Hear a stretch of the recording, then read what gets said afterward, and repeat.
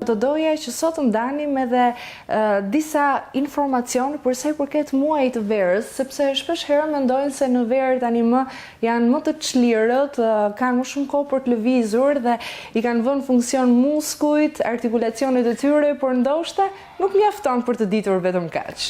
Nuk mjafton sepse ne mund t'i vëmë në punë në mënyrën e gabuar. Kur shkojmë me pushime kemi rutinë tjetër, që nga truri që relaksohet, po edhe trupi relaksohet.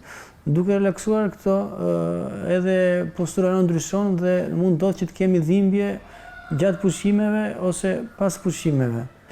Se gjithë ky nxehtë që vjen, neve mund të kemi vazodilatacion të anëve të gjakut dhe na bie presioni i gjakut dhe mund të ndihemi të lodhur, më të dobët, nuk përqendrohemi dot.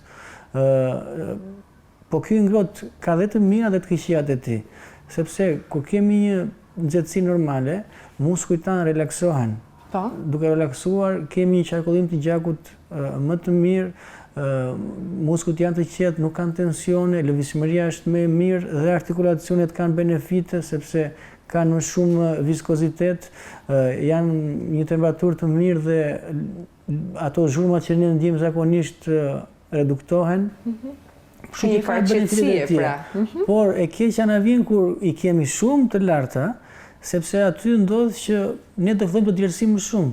Duke djersitur më shumë, do humbasim dhe elektrolitet, që janë ato që na ndihmojnë që ne të jemi më energjetik.